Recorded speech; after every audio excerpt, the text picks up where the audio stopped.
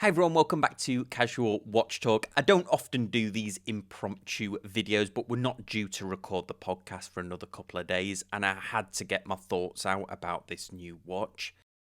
Woke up this morning to see that Seiko have released another new dive watch. No surprise, they've been knocking them out this year like nobody's business.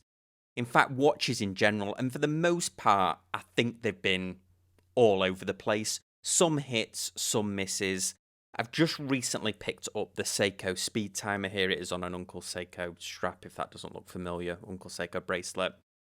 I like this watch. Yeah, it's expensive for a quartz watch, but there's a lot to like. I did a full review on the channel as well, so check that out. Just click up here or it'll be in the description down below. But this watch, and I'll just do a screen share now so we can look at it. This hit my inbox this morning. It's the SLA055J1. It's a really good looking watch. It's another homage of the 1968 watch that they released. It's a really good looking watch. Now, what do I know about this watch without even seeing it? I know that the case is going to be expertly machined and well balanced on the wrist. The crown is going to be nicely proportioned and easy to screw in.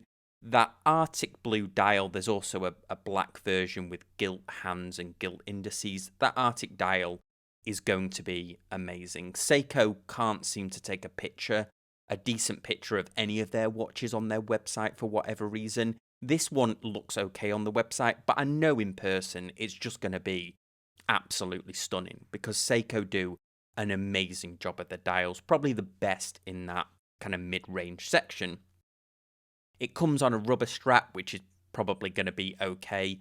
Those Marine Master hands, some of the favourite hands that Seiko have ever released. So I know from running this channel for the last 7 years, all the Seikos that I've reviewed, I know that the overall build quality of the dial, the hands, and the case are going to be top notch. It's using the movement, the 8L35, right? And we've seen that watch in movement in other watches. In fact, there's even another similar looking watch, the SLA057J1, that uses the same movement. And you can pick that up on places like Nomon watches. I just found it on here. Brand new, $2,555. Looking on Seiko's website, they haven't got the price, of course. So I had to do a little bit of looking around because this is a really interesting looking watch. And then I noticed this Fratello's Watches article that dropped today. And frankly, they've took substantially better photographs of this watch than even Seiko have done on their website. The original watch used a high beat movement, which the 8L35 is not a high beat movement.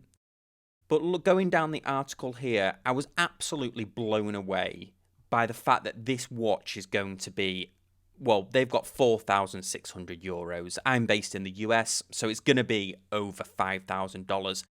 And this is my problem with modern day Seiko, is I can't understand how on some of these models, this one in particular, how they are justifying the price that they are charging for these. For that price, for $5,000, this should absolutely have a Grand Seiko marking on it and a Grand Seiko movement. It should either be a Prospex LX watch. It should at least have the spring drive movement in it. To put a movement in it that is found on watches in the $2,000 range is outrageous. I can't believe that they're actually selling this for that. And they'll sell them because they're limited edition. Limited edition for what reason? No reason. No, there's no reason why it has to be limited edition. The Arctic blue one is part of the Save the Ocean. So you could say, well, maybe some of that money's going to, saving the oceans or an ocean charity. I've owned Save the Ocean watches. There's multiple different Save the Ocean watches. And if the increase in price is to do with the fact that there's money being donated to charity, why make it limited edition? You should have that watch selling hundreds of thousands if you're if the increase in price is to do with the fact that money's going to charity. And it should be disclosed on there what percentage of the money's going to charity so that people can make their own conscious decisions, or even putting a link to the charity because people might want to donate to it separately, for example. But that's not why they've made this limited edition. They're doing the classic limited edition fear of missing out, as it's known, and that's why they're charging extra for this cost. And I'm like blown away that they've done it. I mean, they've been doing this for a long time, making these limited edition watches and making them very expensive. But to put a movement in it that you can get in a much cheaper watch, and honestly, I mentioned this on the podcast quite a few times now. Will not buy a Seiko watch that is in the anything from 500, say 700 up to this price, up to spring drive or up to the high beat models that is mechanical. Because after all the Seiko watches that I've reviewed, all of the other watches that I've reviewed on the channel, I don't think that the Seiko movements are anywhere near as good as Swiss movements. And you can argue with me by all means. This is my personal experience from being a watch reviewer for the last 7 years on YouTube. I can't see any justification for why it costs what it costs, even Fratello's watches, who are usually quite favourable to Seiko. I mean, certainly they're the first, if not one of the first, to get their hands on both models of this. They released this article today, and I think the watch is I don't even think the watch is available yet. So they certainly, and I'm not saying they would be biased, but they certainly have got preferential treatment here by getting the watches, and that certainly hasn't swayed their view on it. The thing comes on a rubber strap because for some reason, Seiko just can't make a decent bracelet when in this price range. Regardless, I mean, this bracelet that came on here, I took it off straight away. But some people like them. But you're not even getting a bracelet for that price. You're getting a NATO, and then you're getting this rubber chocolate bar style strap, which it looks okay. But for the money, we often joke around Seiko on the channel and that their prices are way off. But I think this is a whole new level. And I'm sure I'll get some comments saying nobody pays retail for Seiko. And that is true. Like, if you're going to buy a Turtle or any of those mid to lower range Seiko watches, don't pay retail for them. I'm telling you not to pay retail. I paid retail for this watch, but it was only because I wanted to guarantee that I got it first, and I was one of the first reviewers to get a video out on it. So that, it's kind of swings and roundabouts there. But these watches being limited edition, if you look online for some of the other limited edition watches that they've done, you are not getting a deal on them. In fact, people are even charging more in some cases for them. So by the time, I mean, and there's an argument here that why even worry about this, because with there being 6,000 limited edition of one and 1,300 limited edition of the other, but there's certainly going to be next to no chance of you getting one at a discount, let alone actually being able to get a hold of one. So I can't really understand what they've done here.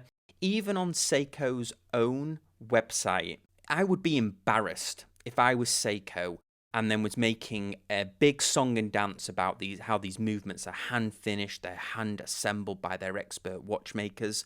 And we know they've got expert watchmakers because they make incredible high beat movements in their Grand Seiko watches, and they make the spring drive movement, which is arguably the best mechanical movement that's ever been made, on par with the Omega's coaxial movement. But you could argue, yes, that the spring drive is a hybrid between a quartz and a mechanical, but its heart is mechanical. It's a mechanical spring and balance that is controlling the watch. The quartz components are just there to regulate it, which means it's the most accurate mechanical, or one of the most accurate mechanical movements that's ever been made. So we know that Seiko have some of the best movement manufacturing technologies in the world. And yet this watch that's going to be $5,000, they've got it as an accuracy of plus 15 to minus 10 seconds per day. So you're telling me that this watch could gain a minute in 5 days, and it could lose a minute over 6 days. What are you paying for? What is the point of having a mechanical movement that's got that much sway in it? So I'm talking a good game here, and I'm saying that this is this watch isn't worth its price. So what do I think is worth its price? And if you had this money, what do I think you should spend it on? Well, let's have a look. I'm going to start straight off with one of these heavy hitters, and this is the Breitling Super Ocean.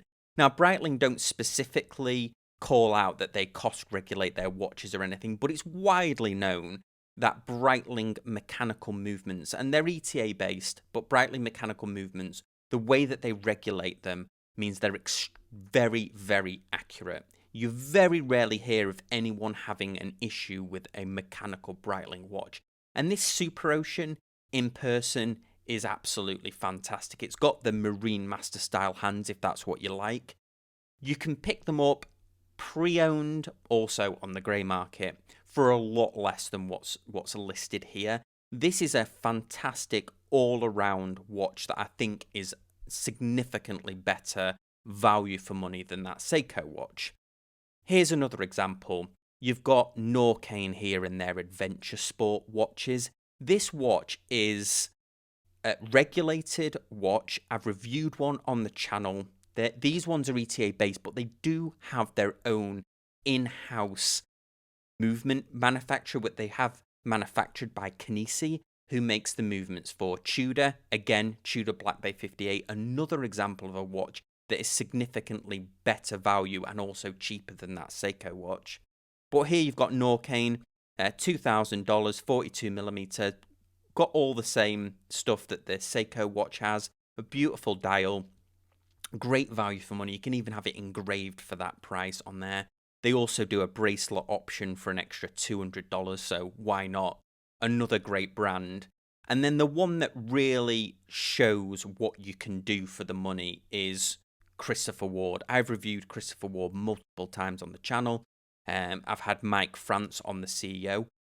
I own a Christopher Ward myself, and their attention to detail on the case, the way the cases are finished, the way the cases are balanced on the wrist when you wear them, very similar to Seiko, if not in some cases better.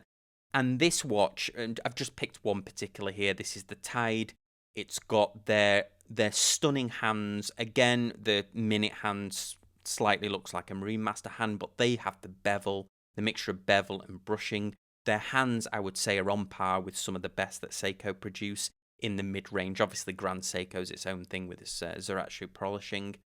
Applied indices, this one has a sapphire dial on it, so you can see the movement. It's using a Sellita movement in here that they've had COSC regulated, or they've had it at least tested to COSC standards, because they don't, you get a batch of movements regulated from Sellita, they send them off to COSC, and COSC say, yeah, these are the ones that are within the tolerance, is my understanding of it anyway.